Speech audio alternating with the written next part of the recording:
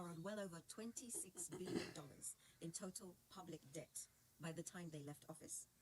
But they still have the sheer audacity to look you in the eye and blame the UPND for the current state of our economy.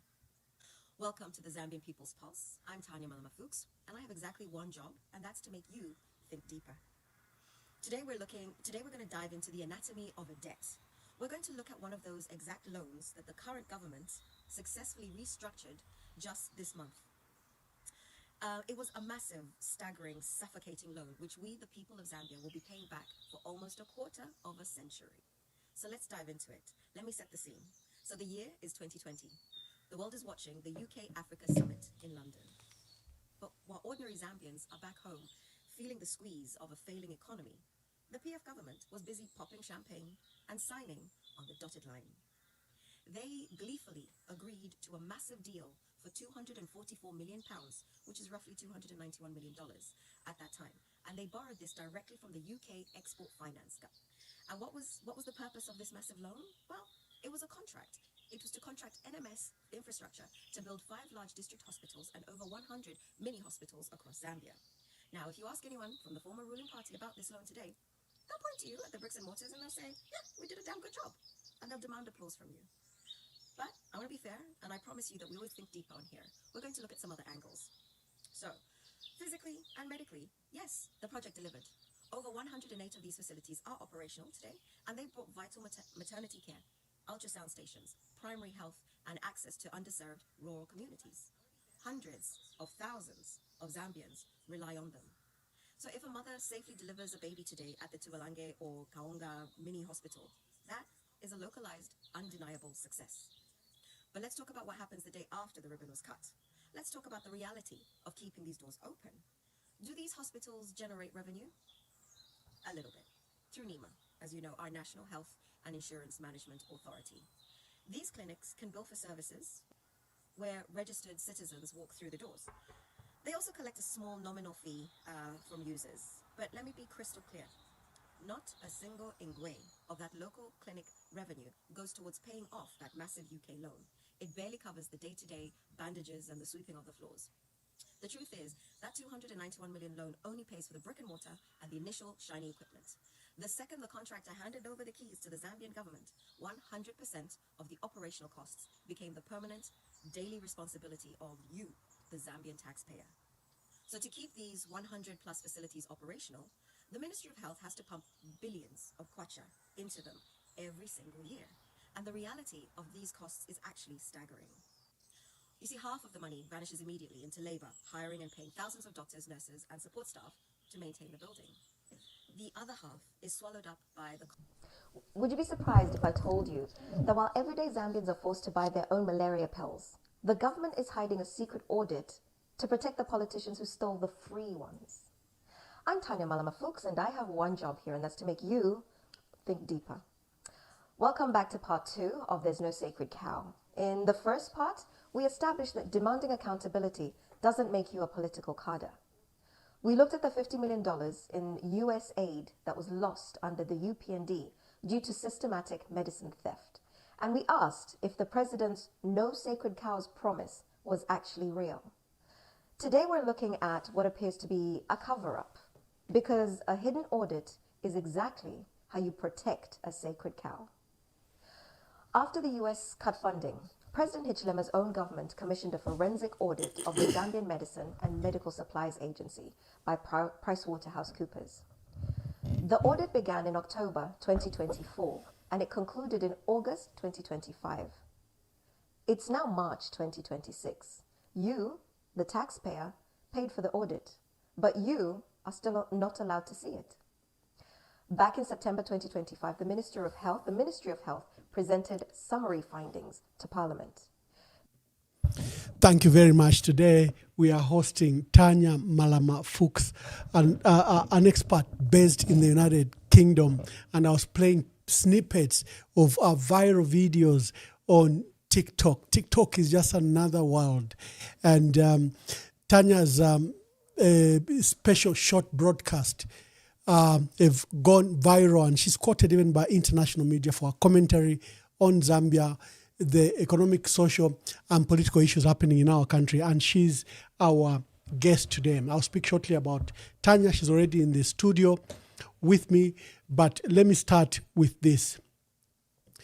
The matter of serious concern that happened in Kalumbila, where we lost a 46-year-old woman from Chingola. She traveled to see her relatives in Kalumbila in Solwezi. Her name is NLS Helen Kamtumba. Today she was being put to rest. On, is it 21st or so, March 2026, in Kisasa area of Kalumbila district, she was clearly, brutally murdered by a mob following false allegations by a 25-year-old young man who claimed that his private parts were stolen from him when apparently they bumped into each other. If you see the video, the sickening part is that they are children, they are young people that were conducting this murder. How life was not respected, how the sacredness of life was not honored. We saw this during the gassing period, where even a former permanent secretary was killed. Someone just needed to say, Evalechta gassing, and the mob descended. And in the manner they killed, there's some depravity that has emerged. The manner in which Jackson Kungo, member of Central Committee of the PF, was killed on election day in Solwezi, same manner, false allegations, and the crowd descends, and the brutality of the murder is a matter of serious concern. So may the soul of the lady from Chingola, NLS Helen Kamtumba, rest in eternal peace. But it's a moment of reflection for all stakeholders, for all the leaders in various spheres. Whether you are a civic leader or you're a political leader, you are a leader in change. What happened in Kisasa is a window that is showing us something dangerous is brewing in our communities, in our country.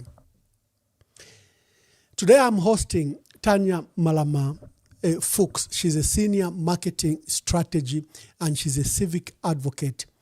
Tanya Malama is a senior marketing professional with over 20 years of experience driving growth for global tech leaders, including Pleo, Inuit, QuickBooks, and Board International. Currently, she's at the Adaptive Group. She continues to forge her career in the high-stakes tech landscape in the United Kingdom, while her mission is now firmly centered on the future of Zambia, and this has shown by various trips back to our home country, Zambia. Why I brought her here, for me, the videos she's been issuing, very, very wonderful, insightful analysis on the state of our country. This is a conversation like no other. Let me bring Tanya onto the studio. Tanya, I'm grateful that you honored my invitation, and thank you very much. We don't take it for granted. How are you? I'm very well. Thank you so much for inviting me. It's a pleasure to be on your show. Thank you. Your videos have attracted international attention. Every time I go to your page, I see commentary and the viral nature in which your comments, especially on Zambia, have gone viral. Are you surprised by the virality of these videos? Not at all. I expected it. No, of course I am. Of course I am. No, it's been a nice surprise. You do the videos and you know how it is when you produce something and you're like, I think it's really good, but I don't know. And it's only when you start to see those numbers racking up. Actually, it's only when people randomly send me something, or like I'm tagged on a random page, like I was tagged on, what's that whistleblower, Zambian whistleblower. And I was like, oh my God, I've never even heard of them. So you end up like intrigued. I was contacted by DW, the German news company as well. So it's things like that that kind of make you think, oh, okay, people are watching. So it's been a pleasant surprise. We want your voice to be located in Zambia very strongly. For me, I've attempted when I formed this podcast to elevate the debate. I always joke that if you look at our newspapers, you look at everyday commentary in our country, it's like, especially our political leaders, they talk about who has the largest forehead, who has the largest nose, or who's short and who's tall, and not the issues affecting our country. And when I hear narratives like the one you push, I said she should be on the podcast. And many media in Zambia must quote her so that we elevate the quality and standard of our debate, so that we can go back to the issues that should emancipate our countries, issues of policy, issues affecting our people, and policies that are implemented. So it's for the reason that you are here. Thank you very much. Thank you. Now, tell us about yourself. Many people will not know who Tanya Fuchs is, who Tanya Malama Fuchs. In fact, when they hear Malama, they get surprised. Oh, she's Zambian. Tell us about yourself. Oh, that's one of those horrible questions. It all started in 19... Anyway, we won't go there. But I'm originally born in Mansa and grew up in Zambia. I'll try and do, I think, an abbreviated version, and we can add color to the story a bit more later. But I grew up in Mansa and, grew up in Lusaka. I went to the international school. I went to Kabwe Trust School for a period of time. And then around about 14, I went to boarding school in the UK. And from 14 to about 16, my parents moved back from Zambia to the UK. So actually, I just finished my GCSEs. I was like, yes, I'm going back home. I'm going to party, see my friends. And my parents called one day and said, no, we're moving back to the UK. You're not coming back. And I was like shattered because I just wanted to go and have fun with my friends. But so that's kind of where my life then transitioned to being based in the UK. And from that period on, like education, university, marriage, families kind of happened in the UK. And I was one of those people, like I always said, no, I'm Zambian. I told everyone knew I was from Zambia. And oh no, I've only been in the UK 2 years, 5 years. And I remember I got to 10 years of saying, no, I've been in the UK 10 years. And I was like, you need to stop that. You're now just in the UK. So you kind of have to adapt your mindset, your thinking. Who are you? What's my identity? And so I then adapted myself. I, became a British person effectively. I got my British passport. When I got married, I actually ended up then moving to Spain. So my family and I moved to Spain. We were there for about 4 years. I'm somebody like with itchy feet all the time. You just about settle into something and then you're like, what about if we do this? So originally I'd wanted to move to Australia, but then we decided, no, let's move to Spain because it was a bit closer to the UK as well. And so I spent 5 years there. But when I left my now ex and came back to the UK, I was also in a bit of a limbo, like, well, who am I? What is my life? And I stayed in the UK for a bit. Are you still nostalgic about Zambia? I'm getting there. The punchline. So I came back to the UK, but then when COVID hit in 2019, it was one of those things. I was actually in the middle of arranging the International Women's Day with the embassy in the UK. And we had to cancel that event. Yes, with the Zambian embassy. And we had to cancel the event because, we just didn't know whether we'd be allowed to hold this event. And, we went on lockdown and the whole of the UK just came to a standstill. And that 2-year period was one of those, like, I was on my own. There's a lot of self-reflection. And I remember just thinking, when we come out of lockdown, I'm going straight to Zambia. And I remember I'd refused to get the COVID vaccine. I was like, no, I'm not doing that. And then when it was like, in order to travel, you have to have the You vaccine. have I was like, the vaccine. yes, my yes. I was like, I'm gonna do this now. So I arranged a nice trip. I did a 3-month trip. I'm lucky enough that I'm a remote worker, so I can work from anywhere. So I just arranged a 3-month trip. I was going to be in Zambia. I had this whole like going to South Africa, Livingston, and I was, doing this big trip. I was in Lusaka 1 week and I was like, I don't want to go back. I just, from that point, I just thought, how do I make this my home? How do I transition over, and so that I, can be here. But what I've effectively done is I actually go back and forth. So I will spend a few months in the UK. So currently, like I'm in the UK, and then I'll spend a few months in Zambia. So it's been actually a pleasure to be pleasure and a privilege to be able to live on 2 continents and go back and forth. Because our Zambian people, when you get tired of them, it's like, yeah, no delays Yes. on things. Yes. No, So wonderful intro. I think it will work for today's broadcast. This is what brings me to this question. Your commentary, good analysis on the economy and on our politics. You've lived, in Zambia, in the UK, in Spain, and visited many places across the world. When you look at our 60 years, the life of our country, where we are, as we look forward to the next 60 years, what do you think we should have done better? What errors and mistakes did we make? What can we do better? What's your reflection of the last 60 years of our country? that sounds like, when you're at school and the teacher says, could do better on your report card. It's a really difficult thing because, in all honesty, depending on what type of character you are, if you're a person of faith or not, I do believe that things happen as they are supposed to. And the things that we've gone through are things that the country and the leaders have been impacted to do. We found that we have a massive wealth underground, and that wasn't something that somebody decided or chose. It's just a part of where we live.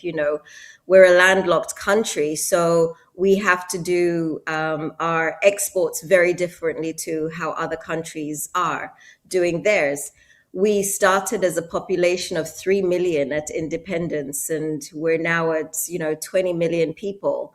We're trying to change our economic status because we're always looking, let's say, to what the Western world is saying, but we're not necessarily reflecting on our own world and saying, you know what, we don't need the Western world's financial, abundance. We want to participate in those things. So what you do for yourself and then what the outside world influences on you as well is a very difficult balancing act. And so what we've ended up with is people coming in and dominating based on their power and experiences and dictating the directions that we should go.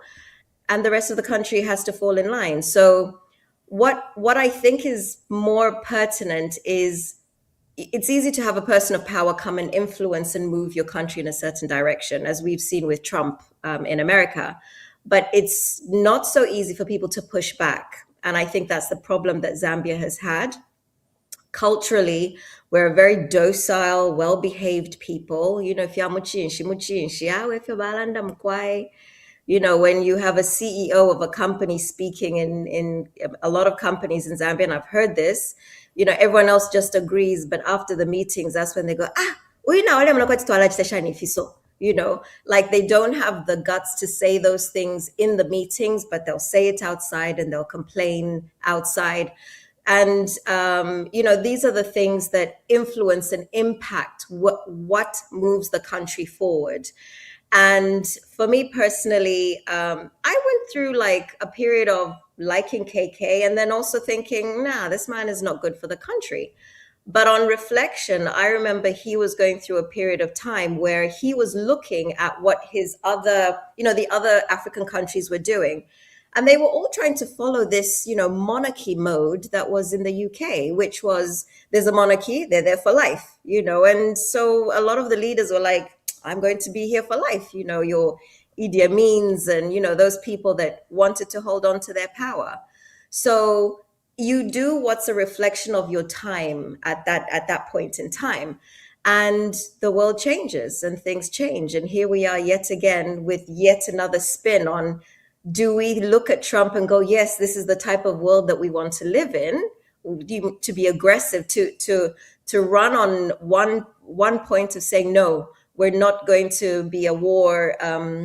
We're not going to do war. We're not going to be drawn in by war. We're going to be America first, And next minute you turn around and, you kidnap the ambassador of Venezuela and then you bomb Iran. So that is changing, which also gives the people in our country currently a way of different thinking. Wait, you mean I don't have to accept that this president is here for life or for 2 terms? You mean we can change that? So this is more, I think that's the crux of a lot of the things that we have going on in the country. Wonderful. Your reflection of the current state of our country, now you have been informed by your personal insights. You've traveled to Zambia frequently. What's the state of our country? I think, when I think about Zambia, I look at it like a teenager, we went through our growing pains. We tried to understand what our assets are, like when you're young, you think, oh no, nobody will like me, I'm ugly. And then you go, yeah, but these are your assets. We've got our, minerals, and people are coming to us, giving us things in exchange for things. So we have value to other people. So we have to reflect on that asset that we're seeing that we have. And then that gives you a sense of pride or power. And as a teenager, we're starting to flex our muscles. Oh, you want our minerals? First, we also want this, Or you can still be like, oh, the Americans want to give us money in exchange for our minerals. Yeah, okay, that's a good idea. And we'll sign that away. Or, so the way that you're learning to be as a country is like a teenager would be going through their stages right now, So I see that we've hit the growing pains. We understand the value that we have. I think a lot of our previous leaders didn't understand how to maintain wealth.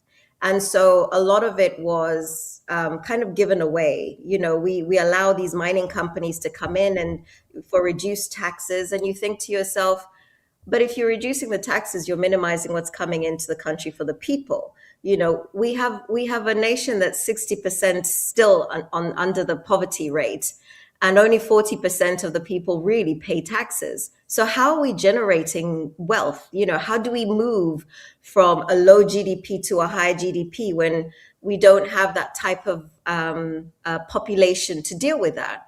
We have things like our engineers, doctors, nurses, volunteering. They have to not be paid for like 3 to 5 years, which for me is crazy. If these people are not being paid, they're not paying taxes. So how is money going in the coffers? We have a population of people working, but there's no money going into the coffers. So there's a lot of things that we still don't quite that understand. issue of volunteerism for me gave me some rude awakening. I went to, when I was permanent secretary in Northern Province, I visited Chilubi Island, and the council workers were owed arrears of up to 60 months. Now, this is like, they're owed like almost 4 years. So I asked a question, how do unpaid workers report for work every day? How do they manage their lives? How do they pay their rentals? How can they stay 4 years without pay? And it shows, in other words, the medicine will be stolen, the engine to the ambulance was stolen, it somehow finds its way in Yeah. other activities that you may not like. The corruption, for example, that you accuse civil servants sometimes arises out of low pay, out of 100%. odd allowances that have not been paid. I'm not saying people choose to be unscrupulous to survive, but if you don't pay for my work, how do you expect that I survive? And the example you've given at Ministry of Health, where we have qualified doctors in a country that has a very low number in relation, to the number of doctors needed per population. You have a group of doctors that are not employed and are sacrificing their time every day, sometimes for 3-4 years. So are the nurses. That shouldn't just happen. That just shouldn't happen. It's absolutely wrong. And I would love to get a number from the government. How many people are actually still at volunteer status? Recently, was it the teachers? They said, oh, there's 2,500 new teachers' jobs that are being advertised or being recruited for. And I thought, are they being paid for? That's the difference. It looks great for the government to say we've recruited all these people, but have you paid for all these people? And that's the difference. And that's the real change. I have a thing that you don't change a country from the top. You have to change it from the bottom, right? If you can move me from zero income to, let's just say, 5,000 kwacha a month, I can get, let's say I'm in my 30s, right? At that point, I can get a one bedroom in a studio place. I can pay maybe 1,500, 2,000 kwacha. I can pay for my food. Living expenses are relatively affordable in Zambia. There was a young man who took me on a Yango, and he told me that he was an engineer working on the contracted roads, I think between Kitwe and Ndola. And he decided he wasn't going to do that anymore. And he said, how am I supposed to get a wife with no money? So he left that to be able to get a job that was paying, and Yango was one of those alternatives for him. And everyone in Zambia is an entrepreneur because you have to be. And exactly like you said, you find an engine from somewhere and you repurpose it to someone else. And that's how people end up surviving. But the whole point is this young man had aspirations to have a family. And he's looking at himself and going, I'm not in a status to call myself a man. And those are the things that I think that the government doesn't see when they're just busy saying, no, we've got volunteers. Which brings me to the state of our education system. You have an entire population taught to be workers. As soon as you graduate grade 12, as soon as you graduate university or college, you join the long queue for jobs. Entrepreneurship is not taught in our school. Innovation is not taught in our school. In fact, how to handle money is not even taught in our schools. We have a curriculum that was designed by the British because they wanted workers and they didn't have workers, and they had to make, a population of workers from these villagers that they had recruited. But that's 60 years ago. That kind of education is no longer relevant. I've been a big advocate that our education needs to be totally decolonized. Our education system needs to respond to our current type of economy. We have a highly informal economy. Yet you are teaching people to be bankers and clerks. And how many banks are there for this huge population, these graduates to graduate from? I was always very sad when I was sent to a graduation ceremony as guest of honor, because there I saw very hopeful children, young people that have graduated mostly at their own cost for diplomas and degrees that may never be accepted in a job market that's so narrow and doesn't literally exist. What are your thoughts about marrying our education system to the current state of our economy and the reality just of Zambia and Africa? I think it's an interesting one. So we are an evolving economy. We are, let me say, mining first, agriculture second. which are on the world stage, not the leading industries. On the world stage, the digital space is what leads. People developing software. There's billions and billions being made by software companies. And here we are still focusing on agriculture. And we are not a world exporter, not that I'm aware of, right? We can export, but we are not considered like world exporters. So as far as I see, there's a big lack of understanding what the rest of the world is doing. So we're just following suit.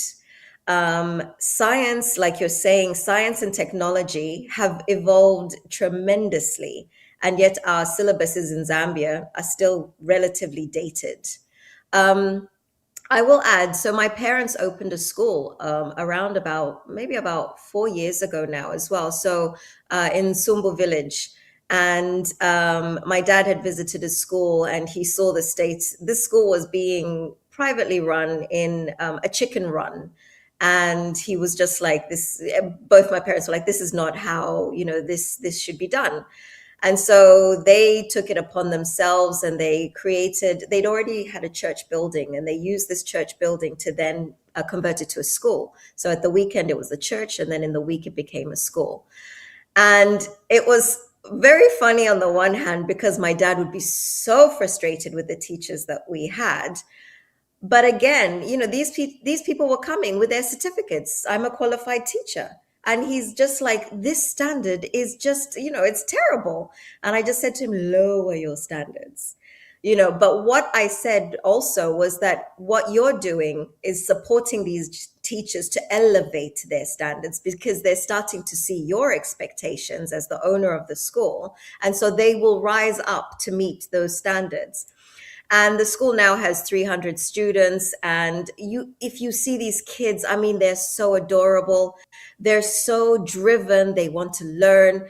You can always just see a star as well, and there's some kids that really stand out. And you I was have privileged to hope. be PS in Northern Province, and in Sumbu is far off, under now in Sama district, like you're going to Kaputa. It's so far away, but it's such a beautiful place, especially near Lake Tanganyika, something that can be a booming place. Again, that speaks to the huge potential in our country. I on agriculture, I think that it can be a boom for our country, a mass employer. Of course, we need to mechanize it. Currently, you cannot, when you take the trip, for example, from Serenje to Mpika, you find these vast empty lands, but there will be a hut. You can even, they've just done an acre. Then there is this entire bush that hasn't been done. Why? Because we haven't mechanized our farming. We haven't modernized our farming. Imagine if that farmer sitting on that small hut with so much land, but just cultivating around their hut, if they had some form of mechanization, including a tractor. India is very good at these small tractors. We can revolutionize the agricultural space. We can be a food basket for Africa. But I think that government and its policies have been such a letdown, because we just restrict ourselves to a small program like FISIP program. We need, in my view, to revolutionize, modernize, mechanize farming. Also bring the technology. I've seen the farmers here in the United States that he can send machinery in thousands of hectares and the machinery do the job without a human being. Drones, do the pesticides, and the mechanized autonomous tractors do the job. Of course, that's very far advanced. But for our people, just moving them away from the hoe to some form of mechanized farming, whether it will be donkeys and then tractors, I think that would be a move. Mining, I think we, the leaders, have been a lot down to our people, because we give free hand to these multinationals. That free hand they don't need. Exactly. I thought I could respond to the issue of mining. Mining should be, if it's our mainstay, it constitutes 70% of our exports. So it should constitute 70% of our revenue. But how Our come when it people- comes to revenue, it's around 5-10% to our GDP, yet it's the main exporter of up to 70%? So those misalignment, I see them as a result of poor policies, corruption, and many things. What are your reflections on that? You explained an extreme on one end of our agriculture and an extreme on the other end of agriculture. And for us to try and even find a way of coming to a middle ground on that is extremely difficult. And it's exactly the point I was making, that we are so far behind on so many things if you look at the rest of the world. And look, there's a sense that I was coming back from Mansa, and we were driving at 4 a.m. and it was around about the time that it was in December, so everyone I think was planting maize at the time. It was good to see at various pockets along the way, was as we were coming, groups of 30 people, and they were out and they were doing their planting, and these were relatively near the road. So you can see that people do it, but again, it's basically still subsistence farming, right? It's enough for us to grow for ourselves, and that's all that they can do. So that can be down to two things. I don't have the land and I don't have the money to buy extra grain to be able to plant more, to be able to sell it even in the local market. So it's very difficult to expect people with nothing, with no access to a government, to be able to go and knock on the door and say, excuse me, how are you going to help me? It's something that people don't know how to do. They simply accept the way that things are. The other problem we have is, the government talks, there's FISIP, there's this.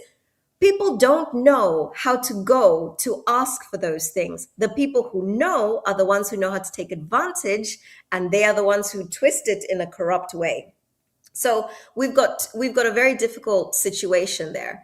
The other thing I would like to say is we still have a lot of white farmers. You'll go through farms and you'll see like wires on miles and miles of farmland, and it's owned by a white farmer.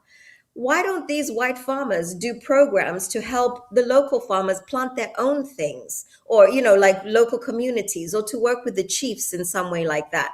So there can be opportunities, but there's still a separation of, I'm a farmer, I do this for business, and my focus is the exporting that I'm doing to these 2 or 3 or 5 countries, and that's all they care about.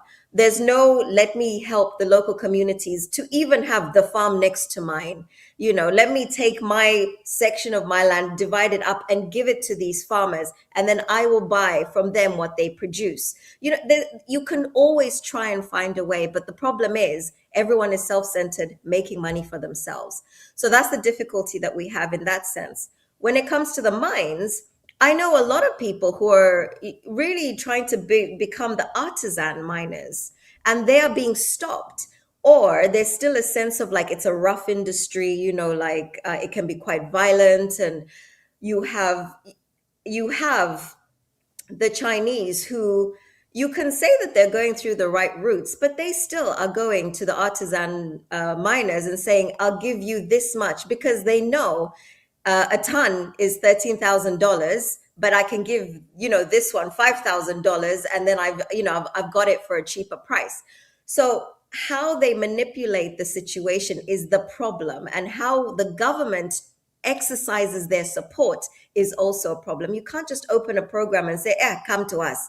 You have to encourage people in better ways to come. This is a very random thing to say, but I don't know if you remember when the AIDS epidemic took off. The way everywhere you went, there was a billboard. Every village had someone educating them about safe sex. The education was forced upon people, that people learned that it is not good to have unprotected sex. This is a dangerous disease. People are dying, and that changed. And that, I believe, really helped to change our country. We don't have that aggressive nature of educating and helping people to become better, or to achieve the things that we think we want people to do. If there is the CDF fund, how do you go to a door, knock on the door? There is this fund. Would you like to apply? Get someone to do something like that. Not everyone goes on the internet. So how do we find ways to be more aggressive with the way that we get our message out to people? Yeah. I feel like I went on a rant there. If farming is important, it should reflect in policies like that and in awareness like that. and especially the education. Probably we should learn more about other than entrepreneurship, other than innovation. We should also learn about farming and mining. Government, the the successive education governments from side? Upia Banda have set up what are called farm blocks. Nansanga Farm Block in Central Province, Lusuish Farm Block on the Copper Belt, in Kawambwa, in Western Province. All these places now have a farm block that has been set aside, up to 100,000 hectares of land set aside. But there's nothing happening in these farm blocks for one simple reason, because government hasn't taken the infrastructure of roads, of power, and of water and other amenities. This is to attempt to, because we only have a few, like you said, a few commercial farmers. They number under 1,500, by the way. And they're all located just around Mukushi, Chisamba, Lufwanyama, Choma, Kalomo, very few areas. But we have all these areas. In fact, the statistics are very damning. We are only using 10% of our arable farmland. Only 10% of it. Yet that's where our biggest potential Sorry to lie. interject, but this is the issue I have. All these previous ministers who gave themselves land or managed to acquire land, why do you just keep land and do nothing with it? Start farming on it. You've given yourself hundreds of hectares of land. Do something with it. Yeah. The issue of debt, our country doesn't like debt. Every businessman loves debt because it grows business. Debt very much. But our citizens don't like debt.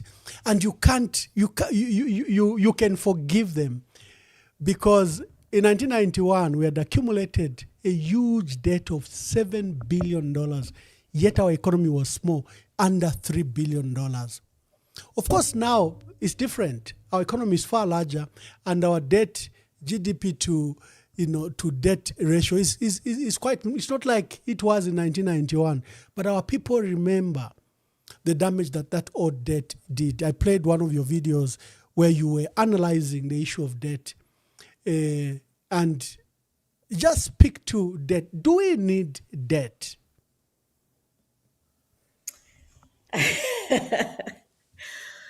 So we've got different types of debt, right? We've got individual people's personal debts, and then we've got country debts.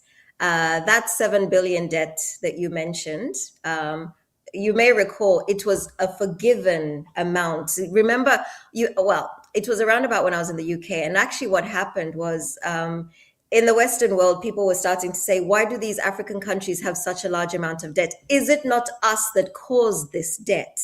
And as a result of that, the countries forgave those debts. So it wasn't like we paid off that debt. Correct. But then subsequently, we accumulated debt again.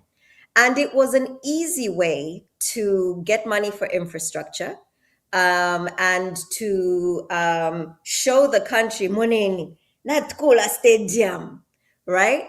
I'm a road zaya. It looks great. And this is something that I do have an issue with, that we are accumulating debt, and the medical debt I'll come back to, but we're accumulating debt, but we never put the money into things that make money. We put them into things that are a cost to the country. So all we're doing is we're costing ourselves. And I'd said this, I think, on the episode about the money that PF had borrowed, that the IMF agreement that UPND has had to resolve, and so on. But my issue is still that even though they've managed to get this restructuring, those hospitals don't generate an income. And as a result, we're simply adding money into something that is accumulating money, not generating income. So we can never use that money to pay the debt itself. So this is the big problem that Zambia has. If you're going to accumulate a debt, make sure it will eventually generate revenue for you. Now, you could say some of the highways that are being built, in theory, all these tolls, because Zambia likes tolls because it generates money. Those tolls are at least bringing in that income, but also you'll end up limiting the travel of people, because Not everyone can regularly go through these places because of these tolls. And there's one too many tolls, like, let's be sensible about it. It just becomes a revenue generating thing. And as you know, the trucks that are going through the roads, which the trucks are damaging the roads, which means the roads are going to need fixing every 3 to 5 years, every election cycle, basically.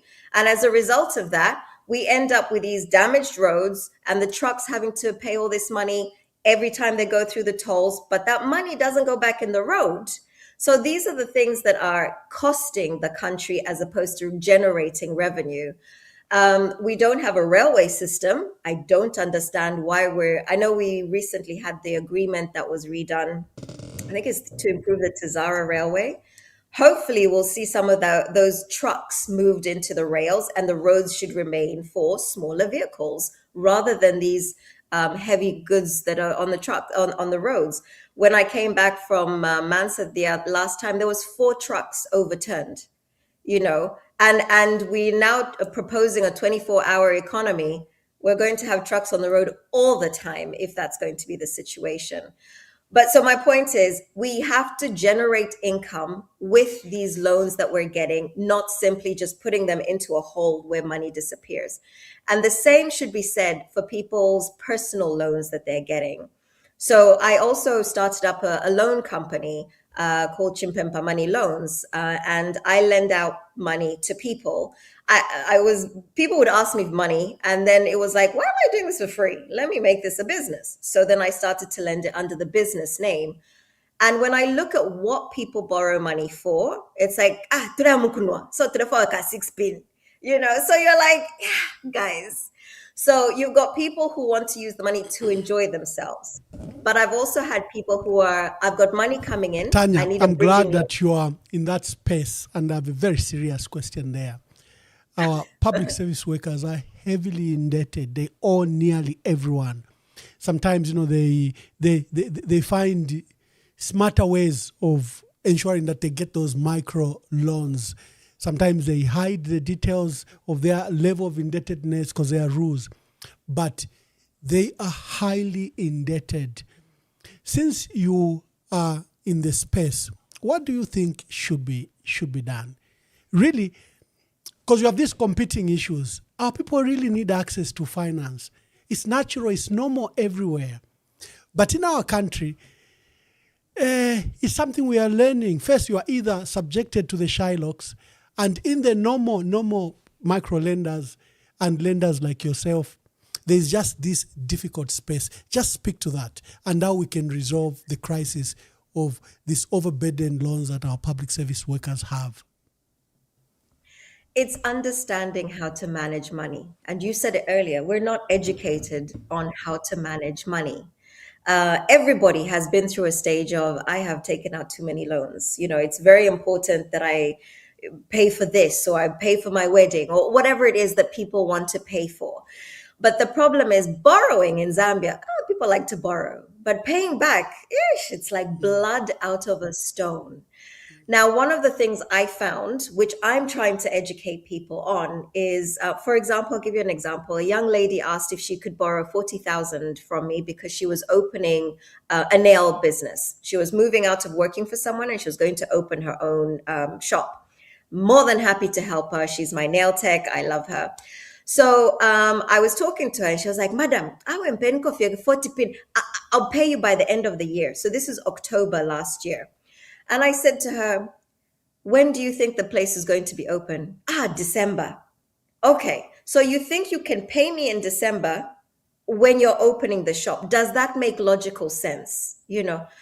No, I promise you, madam, I can do it. And I said, okay, this is what we'll do. I'll lend you the money for 1 year. And so that money you'll pay each month an equal amount over that period of time. So when you now open your place, you're still going to have expenses because you still have to now pay the bills, the electricity bills. Maybe you still haven't got all of the equipment that you need for the salon. So you're still going to have outgoing costs. So let's reduce that concept of lend me 40,000, I'll pay you back 40,000 in December, and lend me 40,000 and pay me back 3,800, I think her payment is, each month. And so She pays this money on time every time. And she's like, Madam, I'm so grateful to you. I don't know how I would have managed without that loan. So that's point number one. Don't borrow 100% of a loan and try and pay back 120, 30% of that loan. It's impossible.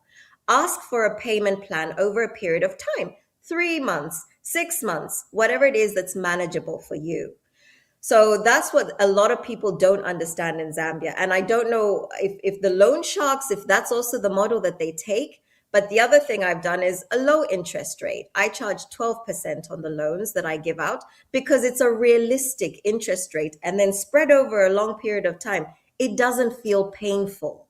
So that's what I try and educate people to have. But there's a lot of educating that I have to do whenever people ask for the money, because I always have to ask, what is it for? Why? What do you plan to? Some people want to pay to buy a house. Like I said, it's an investment that's not going to pay you back. So you're putting all the money into something, but you're not generating extra revenue on your actual income that you have. The problem is people don't generate more than they make. If you're a standard person with a 4,000, 6,000 a month income, you're not going to generate any more. The price of mealie meal is going about up. just to interrupt is going up. about type of investments we make. I think that's where we need a lot of education and also first structural changes in our own economy. You know, we build houses. They take a lot of money to build those houses, whether it's flats. But the rental income is extremely low. It will be a 5,000 kwacha, 10,000 kwacha. Money you can't even recover even in a period of 5 years. I think that's why mortgages exist in the Western world, where you are paying back in a period of 20 to 30 years. So you cannot borrow a loan and say, I want to build a house and I'll pay you back in 6 months. It's just not possible. It's just not possible. And we believe in the dead assets, as they call them, as you call them, you financial experts.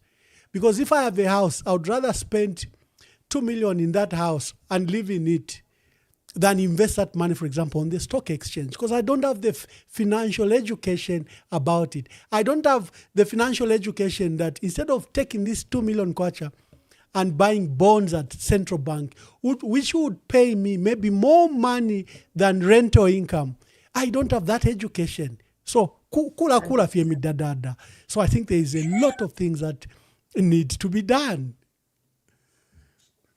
100%. And, you know, .com, for those people who do follow the Lusaka Stock Exchange, .com has Zambia.com, .com Zambia has been very successful with their recent floating. I think it was in December when they floated on the stock exchange.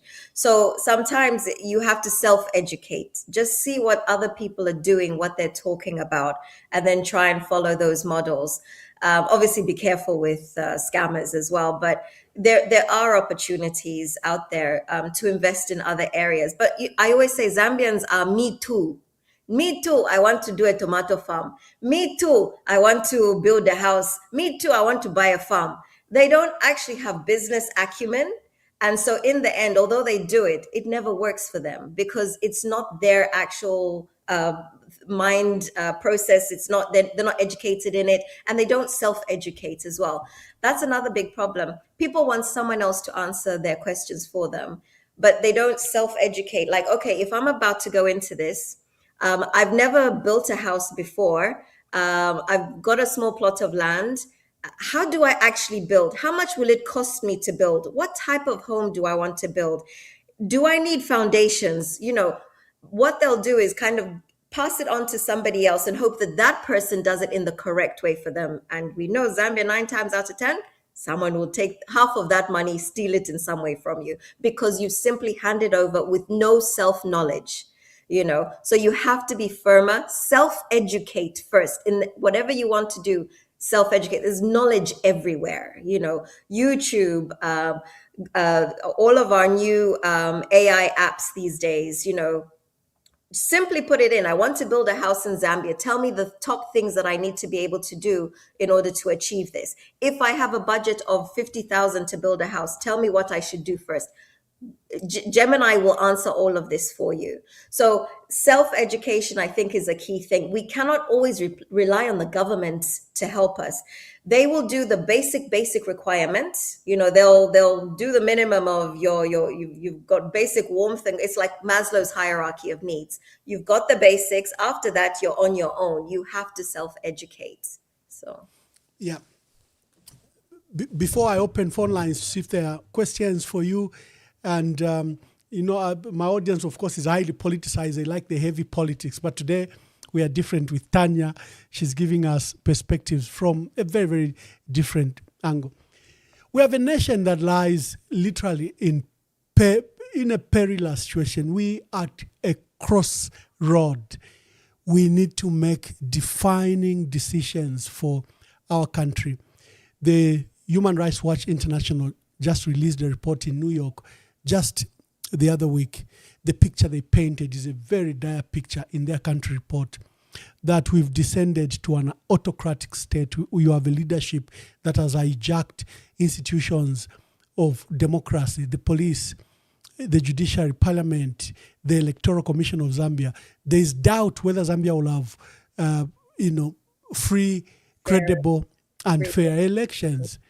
You have an economy where, like you stated, up to 60% of that economy has people living in extreme poverty. Things literally have broken down. Every institution, something is not working. You apply for a passport today, it takes you 6 weeks to 6 months to 1 year just to get your passport. The country is at a crossroad. The diagnosis is very different. Others are attributing it to our type of politics, others to the leadership, others to the exclusion. Good people like you just stay away from the politics. What are your reflections as we go to elections? And what can we do really to win back our country and put it on a hopeful path to development, I will say you sound like a politician. Yes, I do. The problem is we think that politics is going to solve our problem, and it isn't. It's the individual Zambian who's going to make the change. When I make the change for myself and my local community, that's when I can change the rest of the country. It goes out from me first. It doesn't come from the top down. Nobody at the bottom gets to enjoy what the top of the government is really enjoying. They don't get to hear about the different agreements. These 1,001 MOUs. We seem to like signing MOUs in Zambia.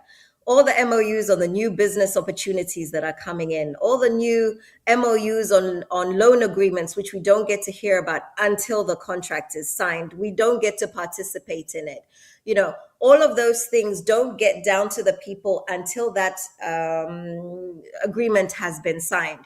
So in the end, don't think that what they're signing is for the micro level. It will always be for the macro level, and it's for the greater good of the country. It will never trickle down to you as an individual in a way that is that substantive. So as an individual, your one thing that you have is your vote. If you really want to have a say, cast your vote in the right way. Secondly, make sure that what you do for your work, right? Don't simply accept, I am a volunteer. I've always said to people that I meet, leave, go and get a paying job. Stop being a doctor. It's not paying you. Find a job that's going to pay you. You have a family that you need to look after. You're busy taking money off your mother who hasn't, she's already incapacitated herself. Family scenarios are the things that are important. Do not be dependent on others, and don't think that the government will help you. Help yourself, help your local community, and grow out from there. And I think that's what Zambians need to remember. Now, obviously, we do have politicians and they're speaking on our behalf, but also listen with half an ear, right? And this is what I always say on the episodes that I'm doing. Think deeper. If someone says to you, I'm going to come and make a change, don't just go, yes, ala chinja, mwala mona. No, what exactly are you going to change? Currently, we're waiting for the different political parties to release their manifestos, right? I have to say, I remember when I looked at the UPND manifesto when they came into power, because I was quite excited when they came into power with the way the whole elections happened. And I looked at the manifesto and I was like, well, that was boring.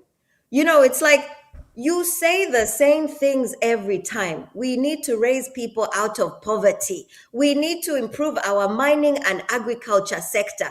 We need to.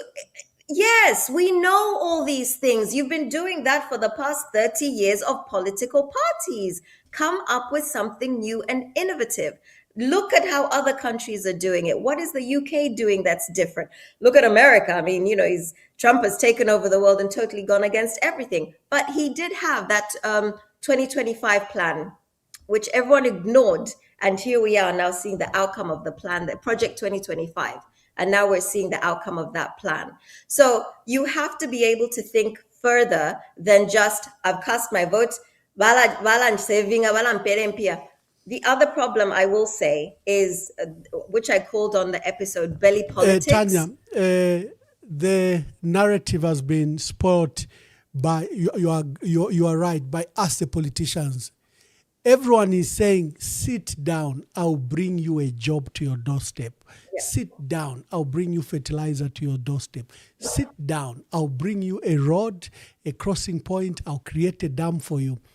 We have these lies that are told every day. Even when we know that the MP is a mere legislator, he can't bring development to your area.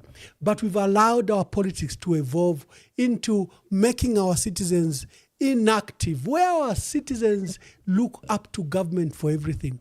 Just go on community radio stations or community TV station. You will find every community, government yanganepo. Maona kulibe msebo, government yanganepo. The belief has been instilled in our people that your political leaders are your saviors. They are coming to bring salvation to you.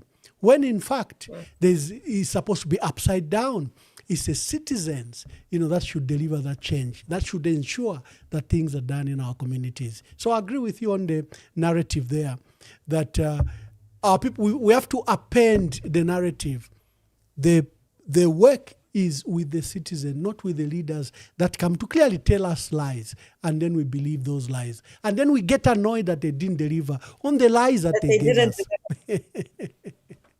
Yeah, but what I was going to say is the other problem we have is this belly politics, right? Naisa mukuria, and of the people that we have who, let's say, don't have a good income or a consistent income, because that's the other thing that's a problem in Zambia. People don't have a consistent income. Today, maybe you've received lots of money. The next 6 months, not an ingwe coming through your door. So you have to work out how you're going to survive over that period. Now, everybody who comes into power is able to give their people jobs. And so if you know a politician, you're very lucky. If you're related to a politician, you're very lucky, because invariably you're going to get some kind of a job within government. And so those are the people, belly politics, vakulisha abantu bobe. So that's why we keep supporting our parties. No, PF is the one. No, PF is the one. No, UPND is the one. By UPND. And that's the other problem we have. You eat for 4 years. When that political party loses power, you want the other political party to come back into power. And that's why people keep saying, but PF, wake it up, because they want to eat, because that's who they ate with, because they haven't eaten with UPND.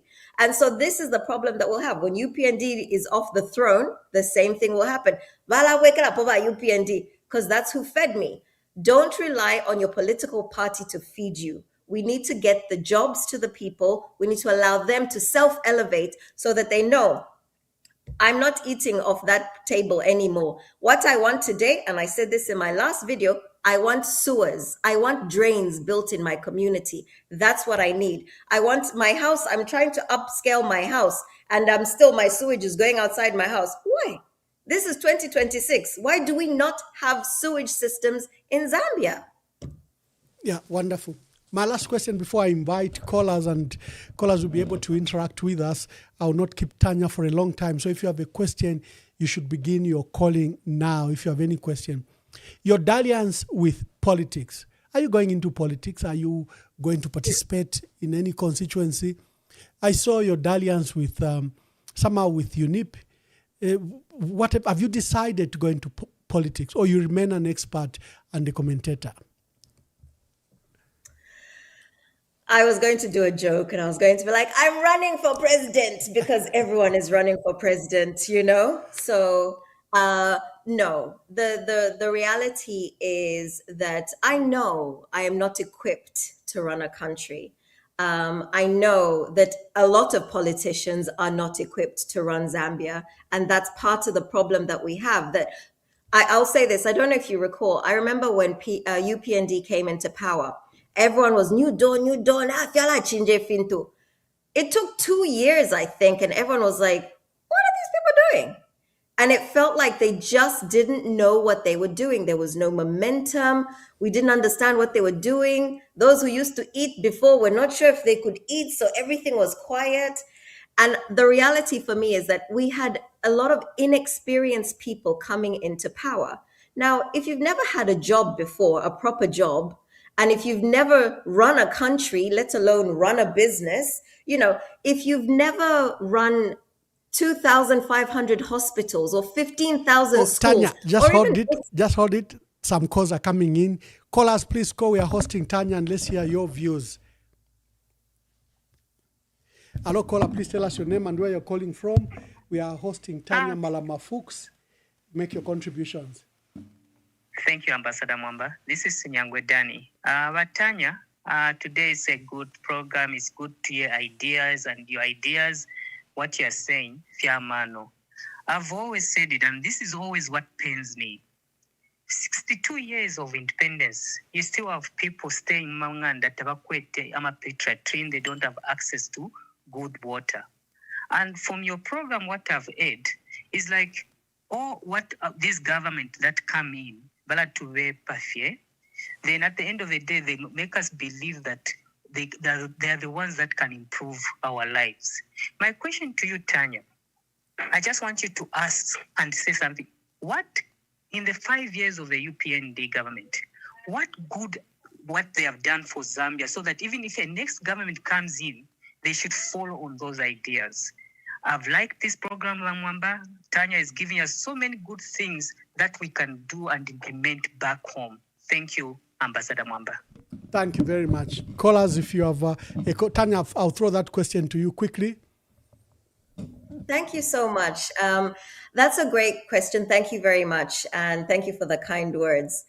You know, I'm sorry, but you have to give the government credit for the IMF restructuring. It takes a lot for them to have built the trust with the IMF and for the IMF to have been consistent and lenient with the country. Now, it's the follow through that the country has to do. It's so easy to say, what have they done? What have they done? You know, there are a lot of small things. We always want the one big thing. It's like we want God to come down and solve the problem in one hit. It doesn't work like that. Everything is small and cumulative, and then gradually over time. And as I was just about to say before the call came in, that I had felt that the government was very slow in getting their momentum going. But once they did, we got the IMF deal that came through. We had the currency now stabilizing, looking good. And our GDP rate was also very good. So the things are happening. But the problem is, it's happening right at the end of their term.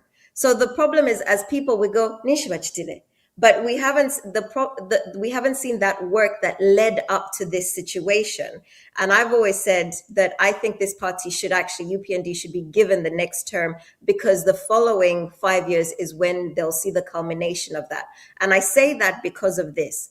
When somebody opens a business, you never become a successful business in the first 3 years or 5 years. Most businesses in the UK go out, 60% of businesses go out of business in the first 3 years. So if you're going to look at the country as a business, effectively, they were learning how to run the country. They managed to get a certain standard in place, and now they have to grow from that. You could even say Rwanda took the same principle, because Kagame, not refused, but Kagame is still in power, having gone past the term that he was actually supposed to. And look at the state of the country as a result of that constant stability that they have. So there, that's Tanya, my thank you for that. You know, the trouble is developing a country is a long-term process. Our Exactly. politicians have made it a 24-hour process. And that's why they attract so much recrimination and anger by the time they are clocking 5 years. I like my former boss, Dr. Frederick Chiluba, who came in 1991 and just said, it's not possible, it's going to be a lot of pain. He introduced, that word, you have to tighten your belts. Our politicians are not honest. They look at the scale of our problems, and then they'll tell you that they'll do it in 24 hours. They'll do it in the next 60 days. Wow. They will do it in the 100 days. So the anger they face after 5 years, it's not that they haven't developed our country. It's that they told a lie, and our people are holding them up to the lie. You said you will do this in 2 years, in 3 years, in 5 years, and you have not done it. But truly, the process of development is extremely long-term. It's not short. And the trouble our country faces will require, the reforms required, in my view, from legal, constitutional, structural, just the changes that are required in our country. And then mindset of our people is immense. It's not something that you can even achieve in 5 years. But we, the politicians, simply say, vote for me, you will have a good life tomorrow. This is exactly the point, and this is also why I was mentioning the manifestos. Sorry, So Tanya, in theory, let's and I'm get your other callers so that you just get a couple of callers and then you can answer. Hello, caller, please tell us your name and where you're calling from. We are hosting Tanya Malama Fuchs. She's a marketing expert and public commentator. Good evening, Ambassador. My name is Anonymous from the land of AI. Anonymous, make your contributions. Yes, it's my voice is known on this platform. So even if this program is not so political today, I still want to remain anonymous just in case someone can compare and contrast and come after me. And why is that important? Because we make very strong comments on this show. We try to speak truth to power, and they go after us. There are some of us who are on a list right now. Why am I saying this? The development of a nation is not just about the economy. It's not just about business. It's not just about infrastructure. It is about the rights of the people of that nation. The UPND has failed not because they are bad economists, but because they are bad custodians of the Constitution. We have seen people, abducted and tortured by individuals who work at State House. We've seen that in this regime. We have seen a young lady coming from the USA just because she was having a podcast. She lands in Zambia. She's in jail. We've seen a young man who's clearly mentally ill, okay? And he goes on ranting and insulting and is locked up. Another guy that they share the same platform insulting each other because the support for the UPND is free out there. It is these constitutional foundations that the UPND has failed to hold down. We saw how they did with what the president actually confessed to. He did the Mingalato to get Bill 7 through. Okay? We've seen that happen. And what does that lead to? It leads to a country whose constitution is not people-driven. So when you're talking about issues to do with drainage and so on and so forth, you're talking about access to health, you're talking about access to education, and you're talking about all these things. If they are not plugged into a people-driven constitution, we are relying on the goodness of a man. We are relying on the intelligence of an individual. We can't run a country like that. We need a country that is run according to a constitution. Even when the president is incapacitated in one way or another, the nation should be able to function. Why? Because the constitution is set up properly. And so the reason why UPND cannot and does not deserve another 5-year term is because of those things. It's not because they failed to do business. It's because they failed to hold serious the things that matter the most. There are things that matter more than the economy: the rights of people, the Constitution, the sacredness of the Constitution. This government has not held the Constitution with the level of sacredness that it deserves. They've gone on to openly do things, even if you've seen what has happened in the Lungu issue, where they've held the widow in mourning for 9 months. Those are human rights issues. We've seen how the so-called illegal miners, I call them, untrained miners, how they were moved from Mfumbwe, how people died in that area. That is a human rights issue. So we could praise them for being book smart, but really they have not been constitutionally upright. The integrity of this regime, it leaves much to be desired because the Constitution has not been upheld. And that's the reason. So it might be a good idea to say, UPND should be given 5 years. This is not a business. A nation is not a business. It's not entrepreneurship, endeavor. It is people's lives. It is a democracy. Thank you, AI. Thank you, AI. I've got another caller waiting. Quickly wind up. Yes, thank you, Ambassador. Thank you. Thank you very much. Tanya, strong voice for you there. Hello, caller. Please tell us your name and where you are calling us from. Thank you, Mwamba. I'm calling from Zambia. Yes. I'm happy to be on this. I'm happy that I've gotten through this discussion. Thank you. I'm very excited that you have brought a person like Tanya. She sounds quite authentic. I've never heard of her, but for the first time I hear you near every day. But this guest, plus the other guest you had yesterday, Changala, they've made my day and they make me feel really proud of them. We have Zambians who have good sanity. I wanted to say one thing. I heard Tanya talk about that, yes, the UPND must be given a chance because in business can take 3 years to get running and just get organized so that you can start making profits. Yes, truly, that's very true, and she's right. I also totally agree. But we have a situation in Zambia. I'll give a typical example of Emmanuel has married a woman, and that woman, they're staying together, but he beats the wife, no peace in the home. He buys her a nice car, nice clothes. That woman has no peace. Eventually, all those things which the presents she's getting from that man, they will have no meaning. She would rather have the peace and stay away from that man. So I find that in Zambia, we need to have peace in our hearts. Zambia, I should go on the street feeling peaceful. And I can say anything can contribute to this nation, but not where I'm always thinking, hey, even this course I'm making, I'm worried even who's going to tap me, who's going to know me. You see, I need to be free. I remember in Chiluba's time, I would phone in, make a phone call to let the people talk. I'll be so proudly speak and contribute, and I'll be at peace. But not now. Why am I so scared? This is the peace which has been taken away from many citizens who actually are like in my position. And that's why we need to reboot as a nation. We need to start afresh. I think the mindset, Tanya is very correct about the mindset of people trying to vote because somebody's going to feed them when they vote for this party, and then they know that they'll be benefiting from that party. This cycle must stop once and for all. We need to put people because we want them to take this nation to some place.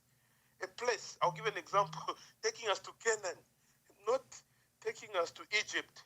So we need a leadership which has got a heart for the people. You see, so a good leader has a heart for the people, a compassionate heart.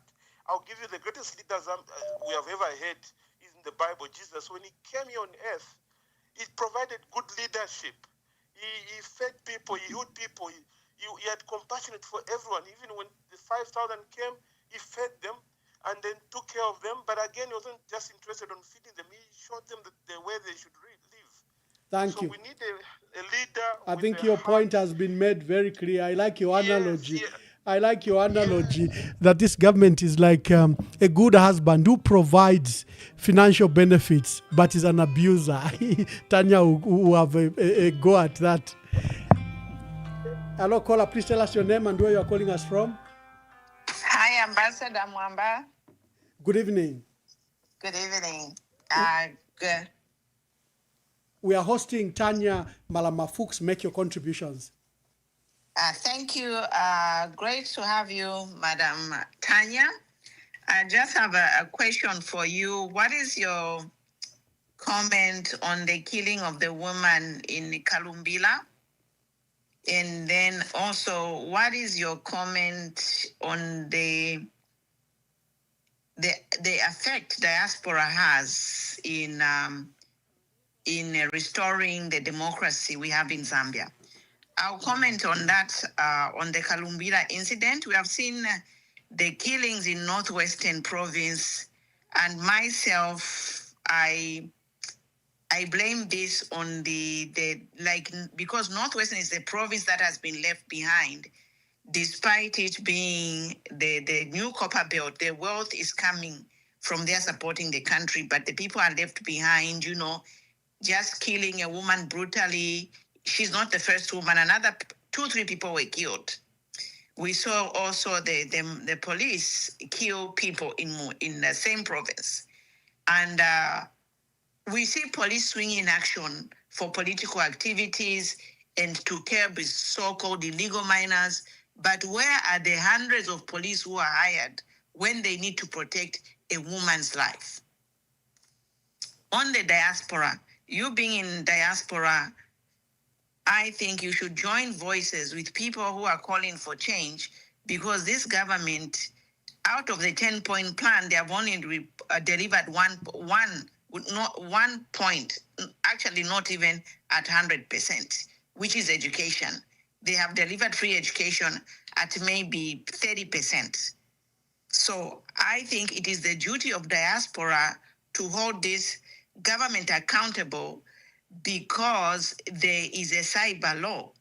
I'm going to give an example. When I was in high school, my friends, I had a friend from Zimbabwe and a friend from South Africa, and their parents were in Zambia because they were being persecuted, politically persecuted. And the diaspora from Zimbabwe and South Africa are the people who saved, who pushed to help the independence in these countries. And my friends, they went back to their countries once independence was fought. So I'm just appealing to you and many other people in diaspora to join this fight to eliminate this view once only government. Thank you. Thank you very much. Tanya, your comment about the UPND has attracted attention. Hello, caller. Please tell us your name and where you're calling us from. And Hello. give us... Good evening. Ambassador Mwamba. Good evening. Thank you. Vashali kwai ni kwa kaputa kuno. Shinalia ni fafine kwa kaputa. Vale ngumfam kwai. Mkwai, Mayo, we can hear you. Natotela sana. Twatotela ba Mwamba, pamili mumule bomba, pama bantu bosabo muleta kuti balande na ife papoela palwa mikalidi lwa chalo Jesu. Lwa makwebo nonshi ifipatala imisebo abana besikulu mikalidi ife Yesu yonse. Twatotela sana na pamulete lelo ababa ba Malama mkwai. Ba Malama mwa bombeni bafi mwalondola fionse. Nachelo kuisa lelo ni mufefe mwalondola nife mwatasha kutilo buteko bulipo. Au nabugomba sana bwali kita nabukwanisha ukuthi inkongoleshe swisha chalo kwa IMF chitwe shiwile mu mvya ukuthi la debt restructuring.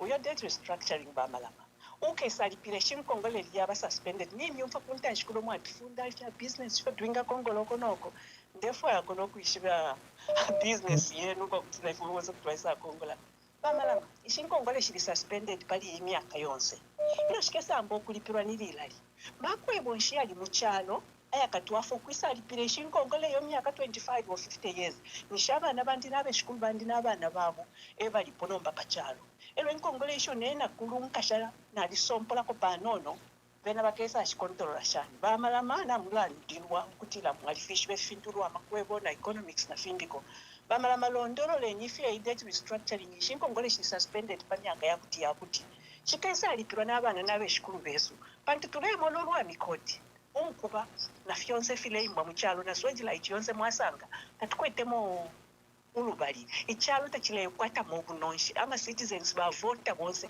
tabalependerwapo pantu baletila government yalipela abo bashibunonshi bayisa mukyalo mumweso ikireitwa ati tabalelipirako bena tax kano ifo baleshitisha mutu masitolo tuntemba nafwe babomba kufipatala na baticha na bambiko ife tax yesu yena chavyuma pamukonso wa mukuru chalikosa ngo tetubakali okukuchita tax lwapitolo Mwamba ili mlela ndokutira obuteko chaba mupashanya obuteko kukurunning business ati the first 3-5 years kwati ku UK uko ero chinga ba qualified ati business ya kusuka mu fyakuti yalawa ba malama wesu obuteko ebutupashanya kumakwebo bantu amakwebo yali kwata nokutila limbina yakwata insurance mwalipira kali okutira business twatamba twakulalipira ko pamwe shwa kutika kutinga twasanga kusanso mumakwebo aya mukesa tuwese shako o mukesa tupusu shako kunkongole shimbi twakongola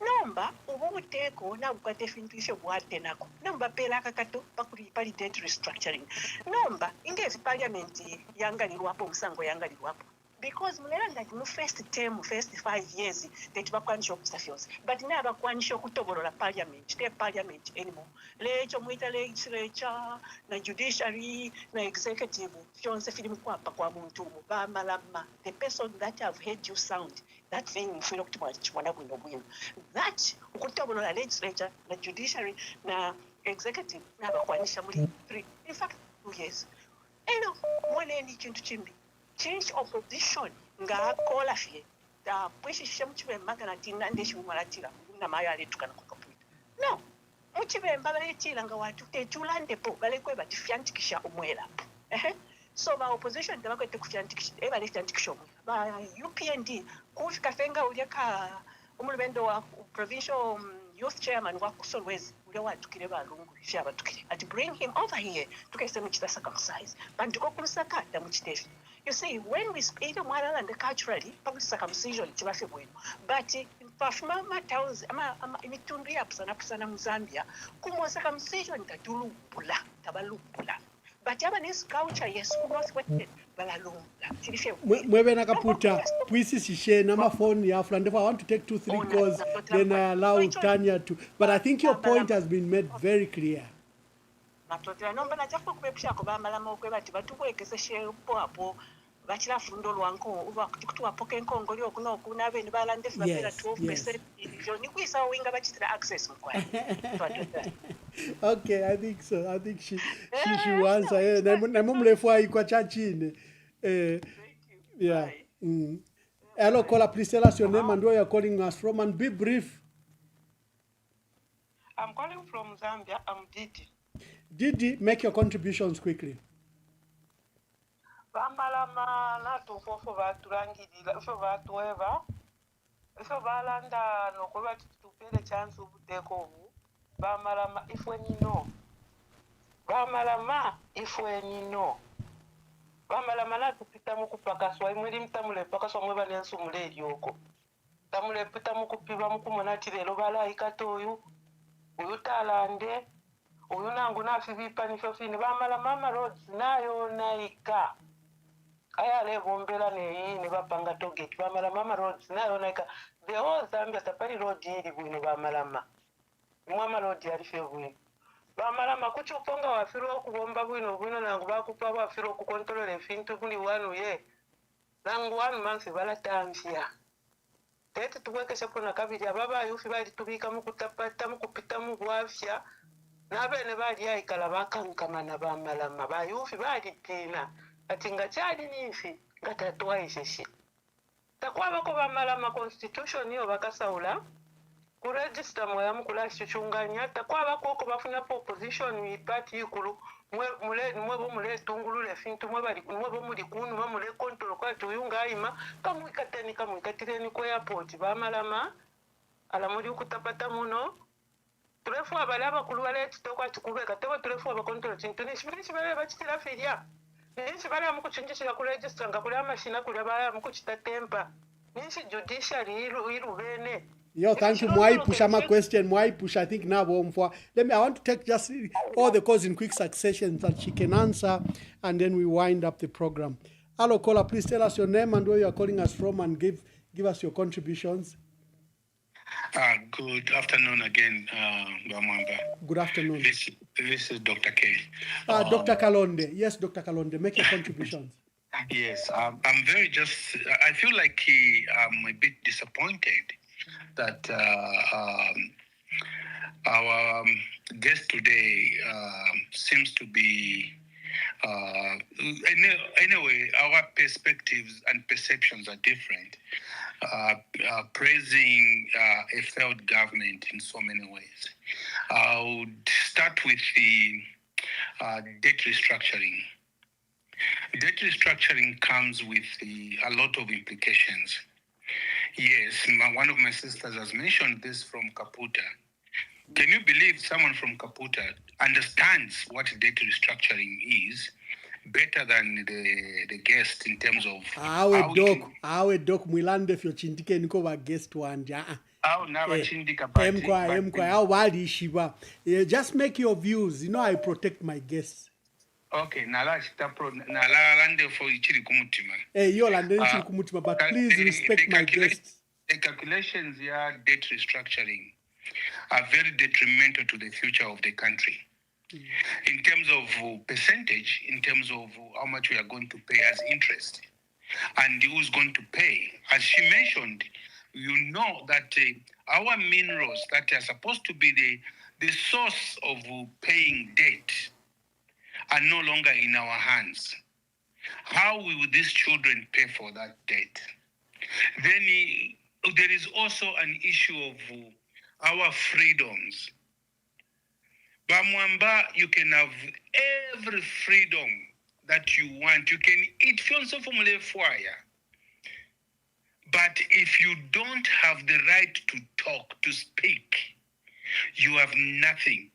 I always refer to this little movie that was done in the 70s, The Little Mermaid. When that mermaid lost the voice, it changed how it viewed life. It couldn't even be heard by the prince. Those are things that we have to understand as humans in terms of the way we handle our lives.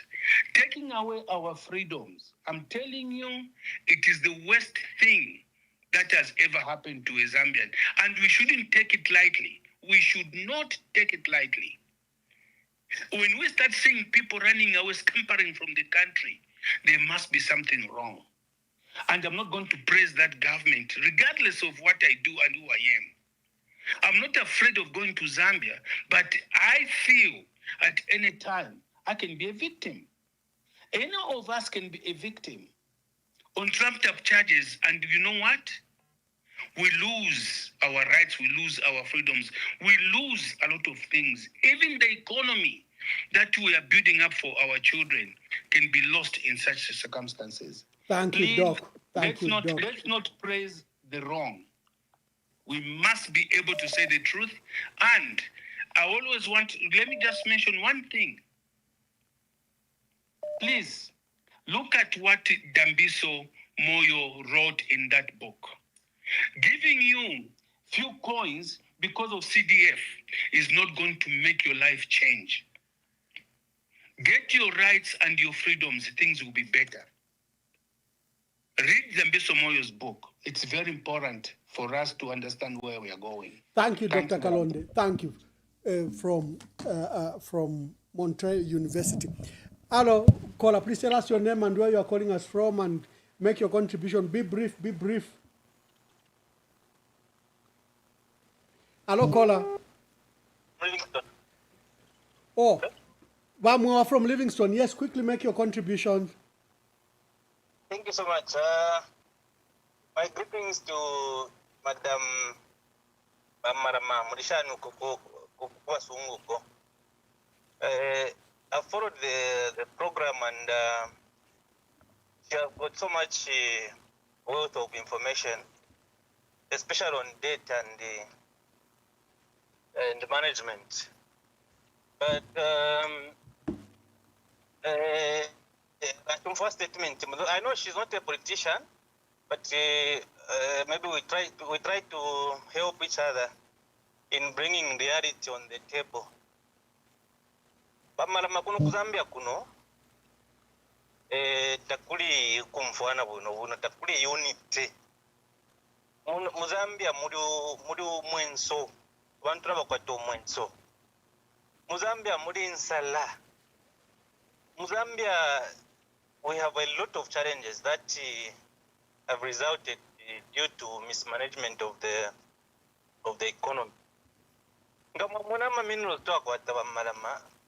We've got so much minerals in our country, and some reports were saying government made almost, the mines made almost $12 billion, but I don't know how much came to our country of that $12 billion in copper. So it's a situation where you become second. Then everybody send a stake in Chalo. Because even when you look at most of the mineral taxes, mines are running a number. Most of them, they are on tax holiday. So look at the quality of roads they are giving us now. With that due carriageway, within few months, road in Ambok. So, holding that this government must extend, I think it is something that you must reconsider, because it's not just about economical development, but everything is now almost broken down in this country. There's too much regionalism, there's too much division, in short. So, Malama, let us help each other so that we can liberate this country from whatever we are going through. Thank we you. are in Zambia. We can feel the pain. Thank you so much. No, she knows very well. She also comes to Zambia, so do not exclude her. She knows what's happening in our country also. Hello, caller. Please tell us your name and where you are calling us from, and make your contribution. I'm going to take 2 last calls, and I revert to Tanya Malama Fuchs, and we begin to wind up. Yes, caller. Please make your contributions. Good evening, Ambassador. Good evening. I have a flu, but I forced myself to speak on this program. I hope we can hear you. Yes. Malama, good evening. Yes, if you can hear me, well and good. But I'm disappointed because I was expecting the guest to explain things that will bring value to the community and to the general public. I believe and trust that Zambia are still facing the current suffering.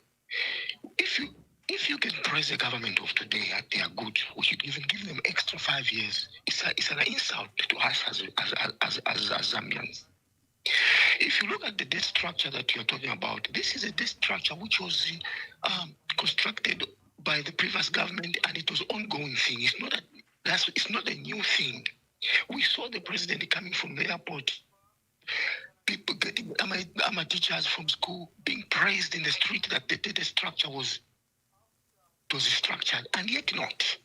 So now we're hearing that it has been done well and good, but are the people going to pay? It's a government, and we will pay it after I don't know how many years. I don't think this is the right way for you to come and tell us that we should praise the government and even giving them a second term. Thank you. Hello, caller. Please tell us your name and where you are calling us from, and make your contributions. You are our last caller for now. Good evening, Ambassador. Yes, wa Munkonge. Ninkwata question kuri mayo. Pamura ndo bafama barakongwesha ba government amataba kiramwaka. Ro amataba babakongwesha abene bafama ewa ngo babonje mpia shabo pakulimare amataba no kubatwalira pama depots para bashitisha kukonfya mpya shabwe shama transport but ba government bafuire bakoresha ba farmer 3 months before season ya kulima mataba irafika nomba this year ba farmer baba bakoresha mpya shama mataba after ni season ya kulima mataba na ipita so nomba ngachaji ni mwe ba farmer tumwa special pali situation if your government bachitire kuri ba farmer inoye. Thank you very much. Malama, let me bring you in. Of all your contributions for 1 hour, those last remarks to give the UPND a chance, a listed, the state of our country, like I said, it's at a crossroad, and you probably have heard the anger against those remarks. Let's begin to conclude. First, maybe answer any of the callers that have asked you this question. Speak to them. So thank you, everybody who phoned in. And as is the way of the world, not everyone will like me, and for various reasons. Some may feel like I didn't answer the questions. What I will point out is a lot of the questions you asked, if you go to my TikTok account, I have answered all of your questions. And all of you who think I'm a UPND supporter, you will see how much I slate them on my TikTok account as well. True. You are very fair. Exactly. I hold them accountable. That's the difference with what I'm doing. I'm not asking them to be my president, my party of the day. I am holding the work that they are doing accountable. Now, you have to understand that just because they've done something and you don't like it, it doesn't mean that it was their choice that it ended up that way. The IMF restructuring, they don't dictate those terms. Right? So there's things that happen on the world stage that affect how they respond and how they end up with the final deal that they have. So please, of all you people that have that don't like me, go and watch my channel. And the one thing I always say is think deeper. Don't start at the question you've asked me. I want you to go to the next level down and the next level down and answer deeper questions than the ones that you have asked me. But so there are a lot of questions, and I will say, AI, Diddy, a lot of people were expressing their own personal opinions. You have every right to. If you don't like the current government, that's your opinion. It's your life, how you've lived it, and how you've ended up in the decisions that you have about your governments. That's entirely up to you. The lady who asked me to speak to the situation of the lady that was brutally killed this week, really. I don't like answering on things like that for various reasons. I think there's a cultural element that's attached to that. There's a sexual element that's attached to that. I think this whole concept of witchcraft and juju in Zambia, it's so prevalent and so insidious and evil. I don't touch on certain subjects, and so that's why I wouldn't go into that anymore. Obviously, I don't think it was I think it was wrong what happened. I hope that the people get found and prosecuted. But I will be touching on that on a video that I do on my channel, but it's not relevant here for me.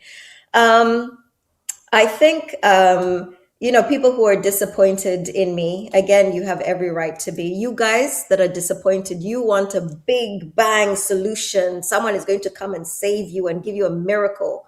It's not going to happen. The world does not give out miracles in large doses. If we're going to have miracles, the previous government would have given us a miracle. The government before that would have given us a miracle. Look at all of your previous governments. They've done more or less exactly the same thing. So that's why I say think deeper as to how we can come up with solutions. And I said, it's not about the macro, it's about the micro. What are you going to do for your country and for your community to really impact the changes that you want to see? What else can I say? Gosh, it was a lot. It was quite overwhelming, a lot of questions. Can you think of anything that I can pick up on? Yes, the issue of debt, Dr. Kalonde, our dear sister from Kaputa, has a very strong feeling that debt and debt restructure cannot be celebrated because we are merely shifting the burden to our children. And here we are, instead of bequeathing them with an inheritance, we are pushing debt to them while we consume now, while we celebrate now. For both Kaputa and Dr. Kalonde, I think the string is very clear. You have a very big resource in copper, gold, and ore, and it's being exploited now with tax holidays and without paying for it. So where will the resources come to a debt that you've pushed to the future? So debt restructuring, in my understanding, I think that was both Kaputa's concern and Dr. Kalonde. I think one of the things we lose is when you keep saying debt, debt, debt. Please attach a number to that debt, right? We have lots of different types of debts in Zambia. We've got the health debt, which is 200 there I can help you. I can help you. So let's start with our I didn't mean you. domestic debt. I meant the callers. Yeah. The callers should attach a number. Don't just always say debt. Don't be generic. Be specific with your arguments as well. Yeah, let's start. Carry on. In 2021, the UPND found a foreign debt at $11.9 billion. There are varying figures, but you look at the statistics that were given by Honorable Stumbeko Msokotwane in Parliament in October 2021 and in November 2021. They put the foreign debt at $11.9 billion or $12.6 billion.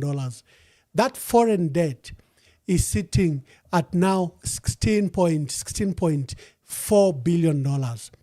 So 5 years ago, the debt was at $11.9 billion or $12.6 billion. It's now at 16.4. The domestic debt was it was 178 billion kwacha as at 2021. It's now sitting at 252 billion kwacha in 2026. 5 years later, the debt has grown. And this debt includes not just money owed to contractors and suppliers, but also government debt at the central bank in government bonds. And, so you have a debt that has ballooned by almost, in foreign debt, the one that was 12 point something billion, I think has accumulated another 3 billion. The kwacha debt, if you put it varying exchange rate, that's almost $12 billion. People talk about total public debt, and you have talked about total public debt. Total public debt in 2021 was around $25 billion. Again, it's varying. There are some other statistics that were now revised in 2022 that show that total public debt was $31 billion. Total public debt now is sitting around $35 billion. So debt has gone up. Repayment periods and debt service payment is now what has changed as a result of debt restructure. For example, the $3 billion Eurobond should have been cleared by 2027.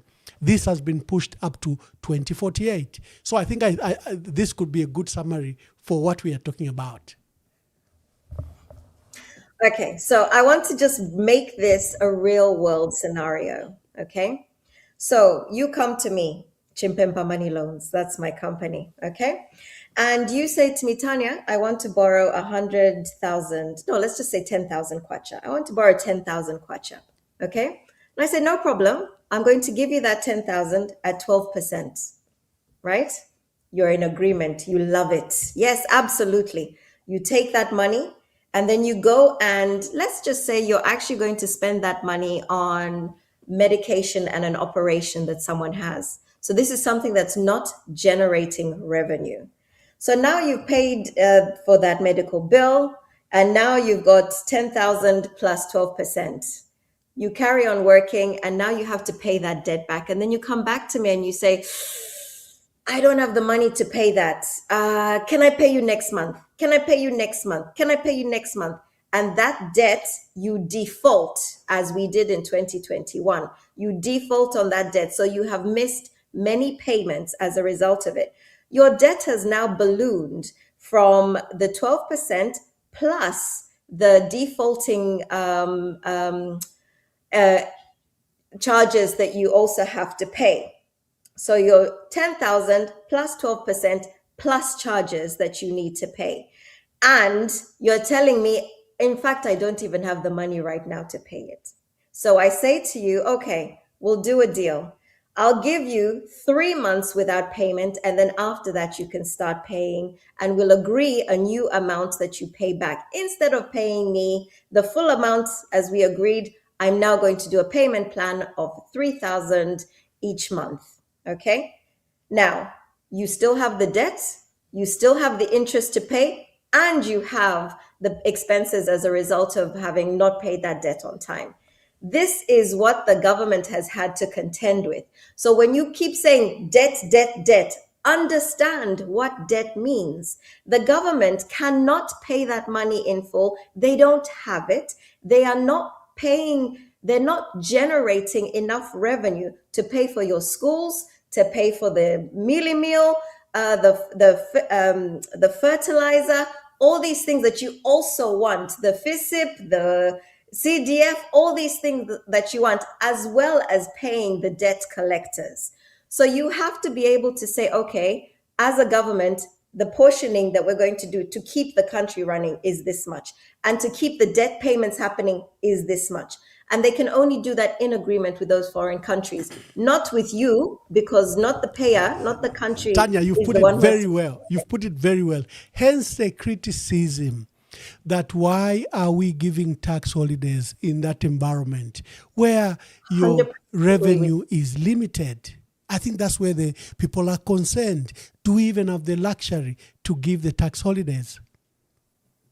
So I think the other side that we have to remember is at one point, we were a high risk country to invest in. Nobody wanted to bring business to Zambia, right? So, and we don't encourage our own people to start businesses. One of the worst things about Zambia is trying to set up a business. They make it so difficult. You can invite ministers to the launch of your event. They won't show up unless you have been successful at something else, and then they're there to support you. So when it comes to setting up new businesses from scratch, you have zero support from the country. But what we want to be able to do is say, okay, now, how do we make sure that the foreigners keep coming in, because they have large amounts of money that invariably they bring in. They are employing people that the government is busy giving volunteers zero money. At least these people are paying some of the people, right? If a mine can employ 10,000, that's 10,000 paying jobs. That's 10,000 people paying taxes, as opposed to our doctor volunteers who are not getting paid anything. So we have to give some allowances, and the taxpayer of the people they gave allowances is the one who's then putting money into the coffers. So we have to, as I keep saying, think deeper. It does not stop at that one point. It's not a large amount, but the more people that they bring in to do businesses, like I said, we have so many MOUs. These MOUs that we've got in this country, hopefully that means business at the end of the day. So hopefully the more of those that we have, at least taxpayers will start paying taxes, even if we don't have the big revenues from the main country. The other problem we have, you notice when they give these tax breaks, what do all of these people do when they get their tax breaks? 5 years, 7 years later, they leave the country. So I've seen, it's not ShopRite, I can't remember which company is now exiting. All the South African companies, especially exactly. The furniture and clothes companies like Smart Center, they came in with a 5 tax year holiday. In fact, what they did is every 5 years, they closed the shop. And the following day, they reopened with the same conditions, another tax-free. Before government had realized they had been in the country for 20 years tax-free. This isn't a UPND only thing. This is all previous governments have done this as well. So that's where you always have to remember to be fair. They didn't start this trend. They're merely following it on and hopefully improving on it by bringing more people in. That's the only difference that the people make, the governments make. Yeah, continue. Sorry, so, you had asked a question and I answered it. Yeah, no. Again, like I don't understand how you can be against the government for having got a debt restructure just because it's not money in your pocket. Believe me, the country would be so much worse if we had not got that debt restructure. The value of the exchange rate would be so much worse. The value of the revenues coming in would be so much worse.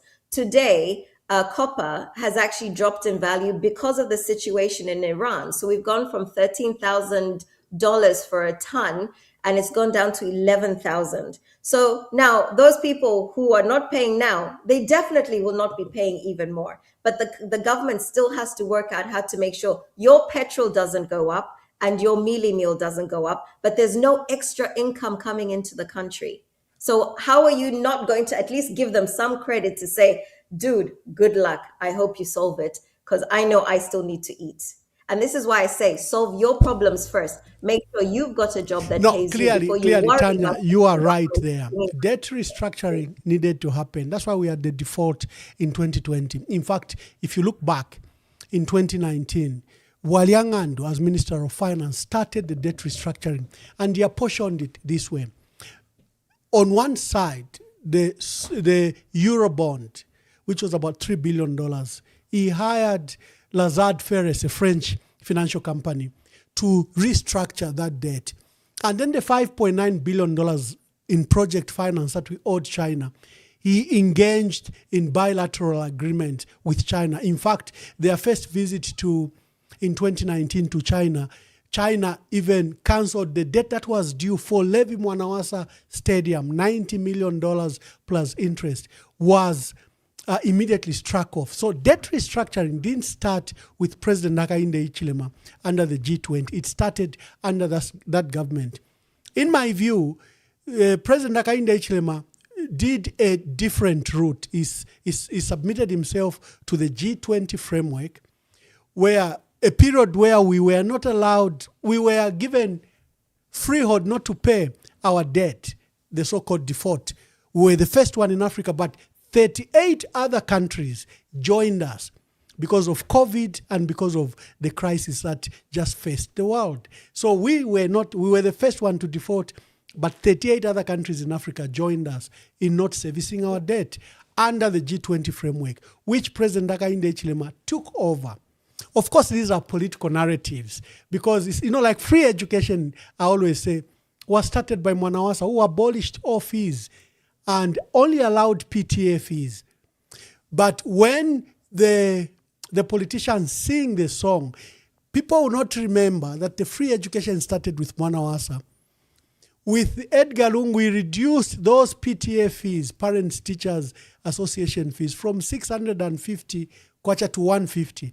And when President Hakainde Hichilema came in office, he said, even that 150, I don't want anyone to pay. If we have to follow your mantra, think deep, then you have to trace where the free education comes from. It literally comes from Mwanawasa, So I'm agreeing with you. Even on debt restructure, yes, Zambia needed it because we had arrived at a place where our debt service was eating into commitment to social and economic investment that we should make for our country, and it became unsustainable. In fact, this attracts the criticism from Dr. Griff Chelwa, who I hosted a few months ago. He said, why is this new government, after debt restructure, paying up to $1.2 billion in debt service? And in 2026, they'll pay another $1.2 billion. 2027, $900 billion in debt service. What have you restructured? He called it a very expensive restructure, if we are to think deep. Because he says the entire reason why the PF defaulted is that the debt service had reached a $1 billion mark. And everyone agreed that this was unaffordable. It would be done at the expense of the country. So here we are now. After debt restructure, our debt service is minimum $1 billion a year. Again, the criticism there is valid because the purpose of the debt restructure should have been that we should be paying far, far less than we are paying. I totally agree with you. And I think we've both covered the debt restructuring, but what I do want to cover also is, the debt restructuring is one level that we desperately needed. Then we continue to receive aid as a country. And I know we haven't gone through this, but this is also something else that I cover on my TikTok, that the aid that we receive so much aid in this country. You think that we would all be rich by now, right?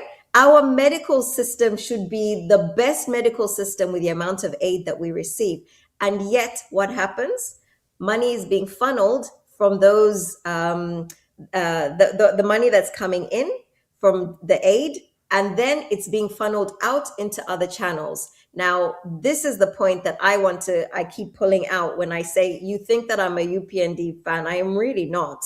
Where is the money coming? Where is the money going once we receive these millions and billions of aid into this country? Because how much money do you need to make your economy better? You know, our hospitals should be the top of the class. And yet we have medical. This week, we received a call from a family member in Kabwe, and she had gone to the hospital in Kabwe, which is not far from Lusaka, and she couldn't get medicine from the hospital because there was no medicine in the hospital in Kabwe. She had to go to the pharmacy and she had to buy the medicine that she needed. This little scheme that's happening needs to stop. And I don't care which government it's under, it needs to stop. And because it's the people, the basic people who are phoning us in the UK saying, "Tatkwete mpia tutuminenko mpia tushteko umuti, ama 10 kwacha umuti, ama 50 kwacha umuti." That's the problem. Yes, indeed. Yes, indeed. Tanya, today you were our special guest. It was inaugural, so I'll not take anything heavy. You've already taken enough, but I know you are capable. Looking at the debates that you conduct, you are capable and able to conduct robust debate. And I hope to bring you again and thank you for see how our people responded to you. So already your narrative is being established in our country, and I think for today we've achieved.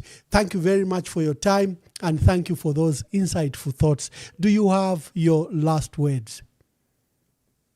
Thank you so much for giving me the opportunity to come on and share my views. And I am merely a simple Zambian like everyone else. I am nobody special.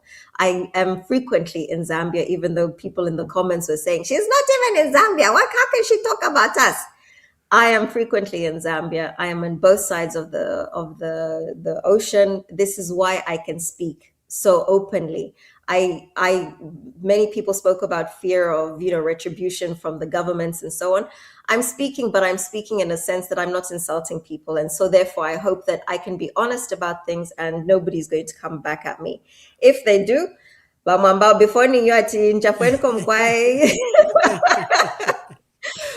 the point is, we have to start by saying as much truth and exposing transparency where we can. And after that, then we can be comfortable and happy with the vote that we cast in August.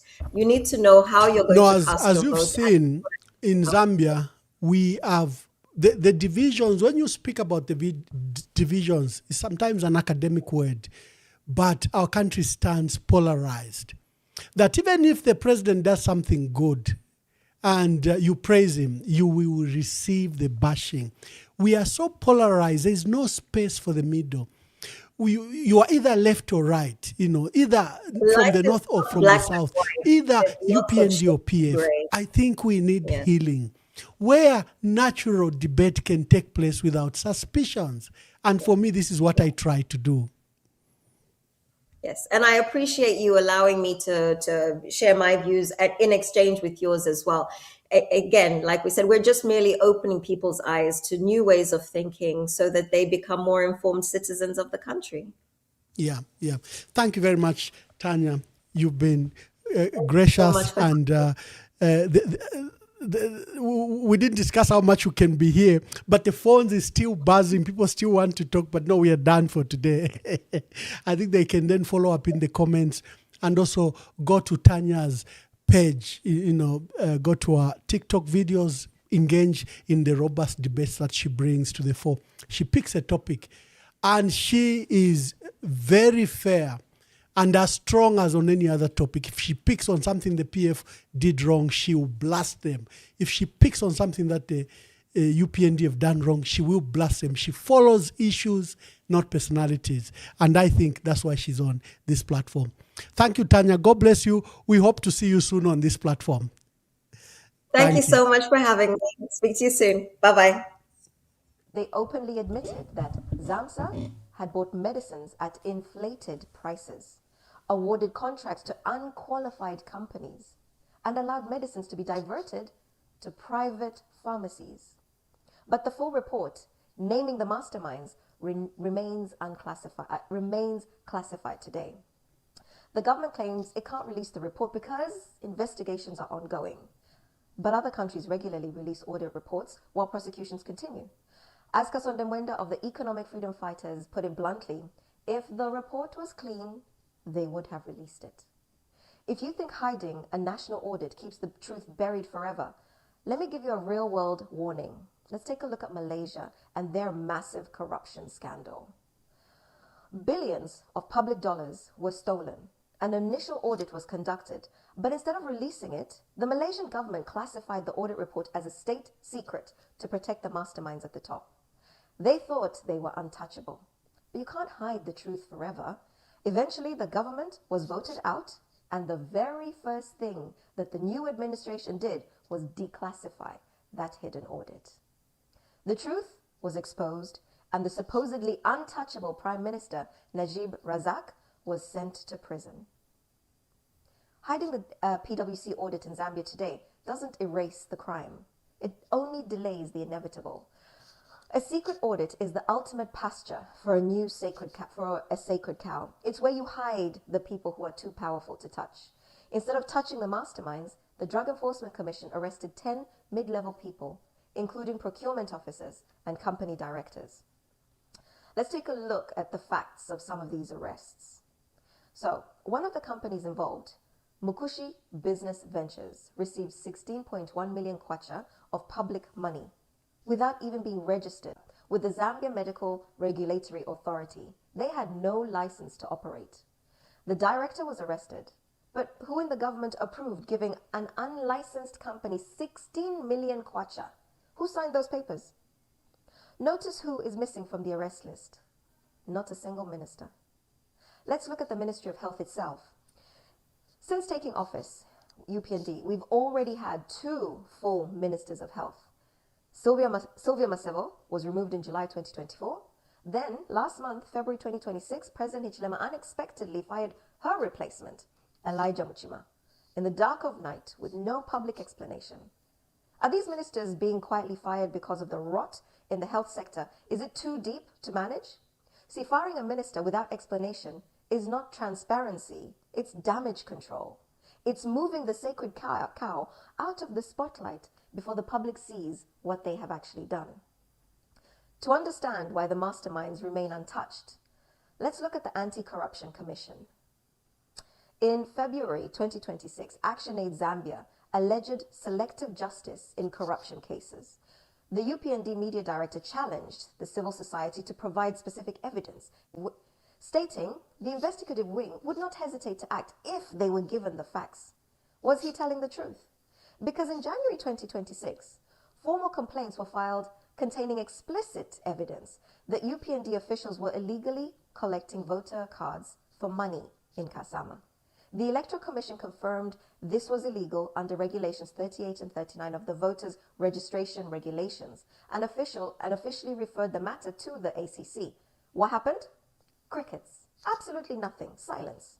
The public never heard what happened, while the UPND officials that were reported. Meanwhile, the DEC is currently mobilizing anti-money laundering units against Archbishop Alec Banda over 50,000 kwacha vehicle. In July 2024, former ACC board member Dr. O'Brien Carver publicly stated that the ACC is captured by corrupt elements. Days later, the Director General resigned and was replaced by Daphne Chabo, a known UPND member from the Ministry of Lands, a department consistently ranked one of the most corrupt ministries in Zambia. How can we expect independent investigations when the investigator serves at the pleasure of the investigated? If this government wants to prove the no sacred cows promise was not a lie, it needs to take action. Release the full PwC audit. Prosecute the masterminds, not just procurement officers. Make the ACC truly independent from State House. Until the